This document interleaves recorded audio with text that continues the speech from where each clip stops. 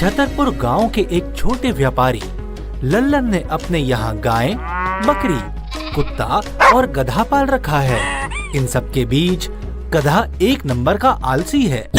उसे काम करने की बजाय फालतू की बातें करना, बढ़ाई मारना और फालतू में घूमना पसंद है। वो इतना आलसी है कि सामने पड़े चारे तक भी जाना नहीं चाहता।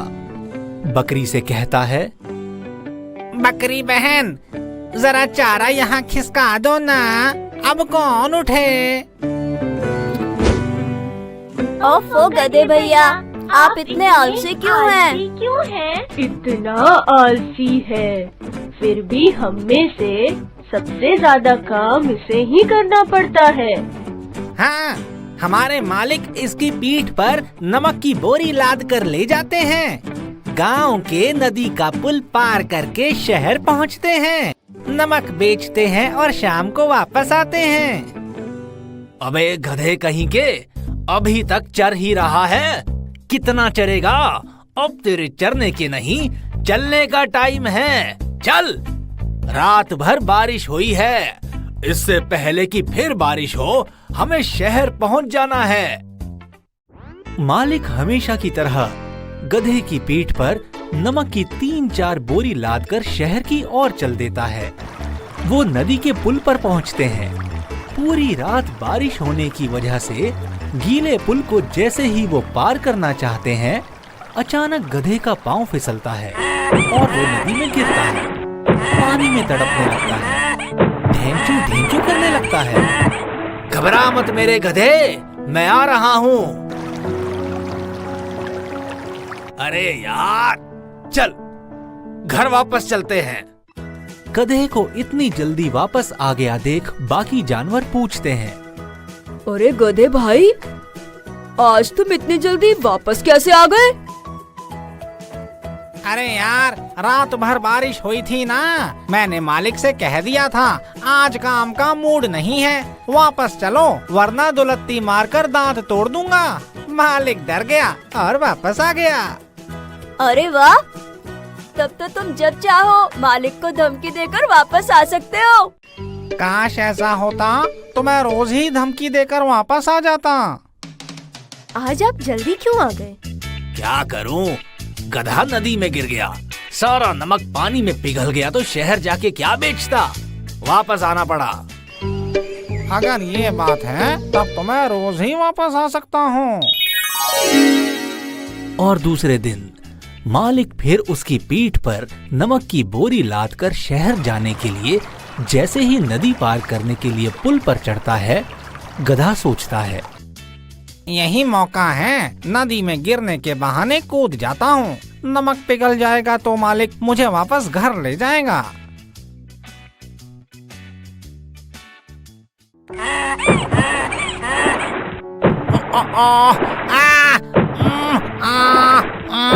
घबरा मत मेरे गधे, मैं आ रहा हूँ। अरे यार, आज फिर घर वापस जाना पड़ेगा।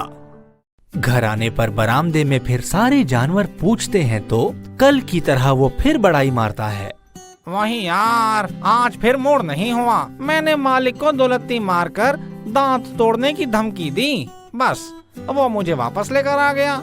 अब तो मालिक मेरे कहने में चलता है। कल से मैं रोज उसे आधे रास्ते में ले जाकर धमकी दूंगा और वापस आ जाया करूंगा। वाह यार, तुम्हारे तो मजे हैं। और सचमुच गधे के मजे हो जाते हैं। उसे ये बढ़िया आइडिया मिल गया था। वो रोज नदी के पुल पर जाते ही पैर फिसलने के बहाने नदी में गिरता तो उसके ऊपर रखा नमक पिघल जाता। मालिक नदी में कूदकर उसे बचाता और वापस घर लौटाता। एक दिन घर आकर मालिक देखता है कि गाय, बकरी, कुत्ता गधे की सेवा में लगे हैं। ये लो गधे भैया, रस भरा चारा खाओ। खाने के बाद पानी पीना गधे भैया। रख दो। क्या बात है, आजकल बड़ी सेवा कर रहे हो मेरी। चलो, यही तो मैं चाहता था। सेवा तो करनी ही पड़ेगी गधे भाई। अरे जब आपकी दुलत्ती की धमकी से मालिक जैसे इंसान डर गया तो हम क्या चीज हैं? क्यों बकरी? जी गाय बहन। ओह, इसका मतलब ये आलसी गधा जानबूझकर नदी में गिरता है। इसकी चालाकी समझ गया मैं। काम ना करना पड़े इसलिए नदी में गिरकर नमक पिघला देता है और मुझे वापस आना पड़ता है। ठीक है बे गधे, कल तुझे मजा चखाता हूँ। और दूसरे दिन मालिक बड़ी ही चालाकी से नमक के बजाय चूने की बोरी उसके ऊपर लाद देता है। पुल पर पहुंचते ही जैसे ही गिरने के बहाने गधा नदी में कूदता है, बोरी पानी में भीगते ही चूना जलने लगता है और उसकी पूरी पीठ पर आग सी लगती है। आ, आ, आ, आ, आ, अरे ये बचाने क्यों नहीं आ रहा? अब क्या मुझे ही मेहनत करनी पड़ेगी। आ, आ। और फिर चीखता हुआ किनारे की तरफ भागता है। किनारे पहुंचते ही मालिक उसे पकड़कर घर ले आता है। क्या बात है गधे भाई, आज तुम बड़ी जल्दी शहर जाकर आ गए। अरे गाय बहन, शहर तो मैं गया ही नहीं। फिर इतने थके थके क्यों लग रहे हो? क्या बताऊं बकरी बहन, आज मैं नदी के पुल से पानी में गिरा तो मेरी पीठ जलने लगी। रोज गिरता था तो ऐसा नहीं होता था, आज पता नहीं कैसे जलने लगा। हो जाता है, कभी कभी ऐसा हो जाता है। मगर दूसरे दिन भी जब गधा फिसलने के बहाने नदी में कूदता है तो आज उसकी पीठ कुछ ज्यादा ही जलती है। वो दर्द से चीखता है। आ, आ, ओ, आ। आलसी गधे, मैं समझ गया हूँ तेरी चाल। आज तेरी पीठ पर सिर्फ चूना ही रखा था। गधा दर्द से चीखता हुआ बाहर आता है। उसके किनारे आते ही मालिक आकर उसे कान से पकड़ता है। कब तक वापस घर जाएंगे? बारिश तो 4 महीने रहेगी। 4 महीने तक फिसलता रहेगा तो मेरा धंधा ही चौपट हो जाएगा। चल, आज शहर जाकर ही आते हैं। और उस दिन मालिक पूरे दिन गधे को शहर में घुमा घुमा कर इतने दिनों के आराम का बदला ले लेता है। गधा भी सोचता है, बाप रे, अगर आज थोड़ी देर और आलस करके पानी में रहता तो मैं मर ही जाता। आज एक बात मेरी समझ में आ गई है, इंसान हो या जानवर, उसे आलसी नहीं होना चाहिए, वरना आलस की वजह से वो पानी में ही नहीं शमशान में भी जल सकता है। एक दिन जंगल में शिकार खेलने आई टीम के साथ आए कुत्ते से शेर की मुलाकात हो जाती है। कुत्ते के ठाट बाट देखकर शेर पूछता है तो वो बताता है, मैं तो इंसानों के बीच बड़े ऐश से रहता हूँ। टाइम से खाना, टाइम से पीना, टाइम से घूमने जाना, टाइम से मेरी दवा दारू सब होती है। किसी भी चीज के लिए मेहनत नहीं करनी पड़ती। यार, मुझे भी ऐसी जिंदगी चाहिए। इसके लिए तुम्हें पालतू बनना पड़ेगा। पालतू? वो क्या होता है? किसी भी इंसान के घर में रहने को पालतू कहते हैं। पर कोई इंसान मुझे क्यों पालेगा? वो तो वैसे ही मुझे देखकर डर कर भाग जाते हैं। उन्हें देखते ही अपनी पूंछ को नहीं में हिलाने का, इससे वो समझ जाते हैं कि हम उन्हें हानि नहीं पहुंचाएंगे, तो वो प्यार से हमारे सर पर हाथ फेरते हैं और हमें पाल लेते हैं। बट उनके साथ रहकर हमें बहुत कुछ सहना भी पड़ता है। पर मुझे तो पूंछ हिलाना नहीं आता। आ जाएगा, ये देखो ऐसे हिलाते हैं, ट्राई करो। दूसरे दिन शेर एक शिकारी को देखकर पूंछ हिलाता हुआ उसके पास पहुंचता है, तो शिकारी उसके सर और गले पर हाथ फिराता हुआ उसे पालतू बनाकर अपने घर ले आता है। घर का दरवाजा खुलता है और शेर को अंदर आते देख वाइफ और बच्ची एकदम से डर जाते हैं। हाँ? बेटी भागो, भागो, शेर आया। मम्मी, बचाओ, बचाओ। अरे घबराओ मत, ये हमारा पालतू शेर है।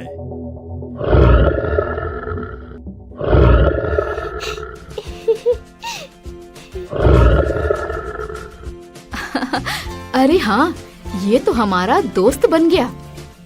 अरे वाह मम्मी, अब मैं भी अपनी पूरी सोसाइटी में शेर को लेकर घूमूंगी। अपनी क्लास में भी सभी को शेर दिखाऊंगी।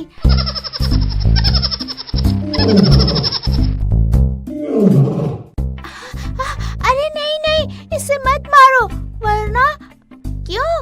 मैं आपको एक मोरल स्टोरी सुनाती हूँ। एक बार ना कई चूहे शेर के ऊपर उछल कूद कर रहे थे। ये देखकर शेर ने एक छोटे चूहे को पकड़ लिया और उसे मारना चाहा, पर चूहे ने कहा, मुझे छोड़ दो, कभी मैं भी तुम्हारे काम आऊंगा। शेर ने सोचा, ये मेरे क्या काम आएगा, फिर भी उसे छोड़ दिया। फिर क्या हुआ बेटी? एक दिन एक शिकारी ने शेर को अपने जाल में फंसा लिया। शेर ने काफी कोशिश की पर जाल से निकल नहीं पाया। तब उसी चूहे ने आकर अपने दांतों से जाल को काटा और शेर को बचा लिया। इसीलिए कभी चूहे को मारना मत, नहीं तो आपको कौन बचाएगा। बच्चे की बात शेर पर इतना असर करती है कि उसके बाद रात को बेचारा सो भी नहीं पाता है। पूरी रात चूहे उस पर कूदते हैं पर वो कुछ नहीं करता है। ओहो, मेरी नींद खराब कर रहे हैं, पर क्या करूं? इन्हें मारूंगा तो मेरा जाल कौन काटेगा?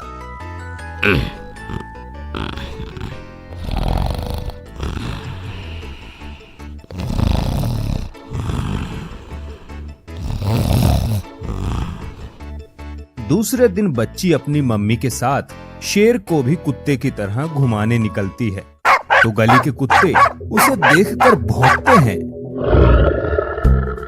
बट उनके साथ रहकर हमें बहुत कुछ सहना भी पड़ता है।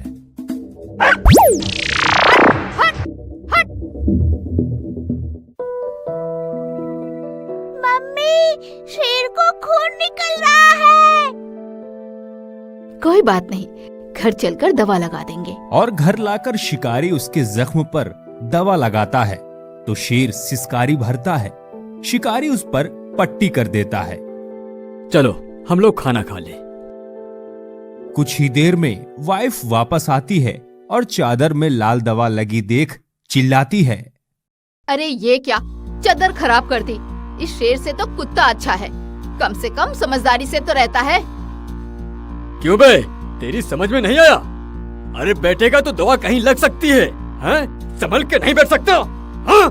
मम्मी, पापा, इतना चिकन नहीं खाऊंगी मैं, जूठा है, क्या करूं? फेंक दूं?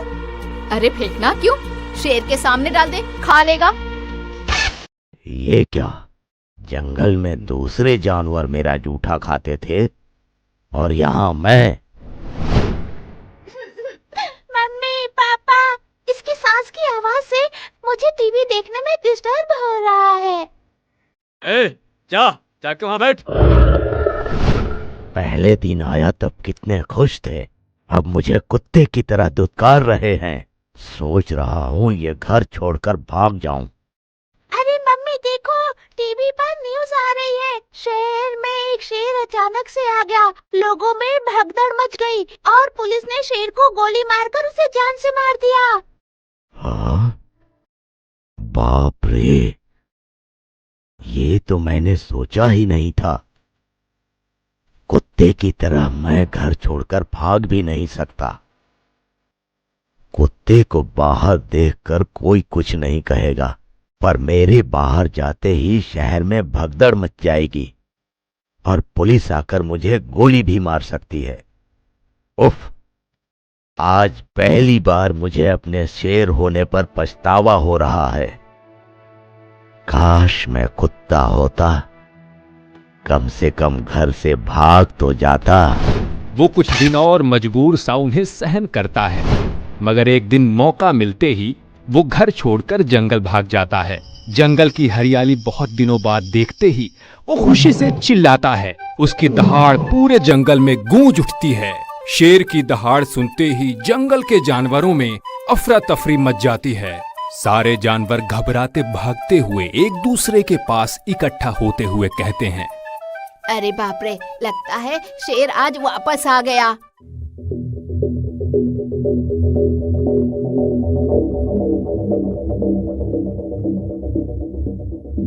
इससे पहले कि ये मुझ पर भौंके, मुझे काटे, मैं हाथ जोड़कर माफी मांग लेता हूँ। हमारा नमस्कार स्वीकार करो महाराज, और हमसे कोई गलती हुई हो तो माफ करो।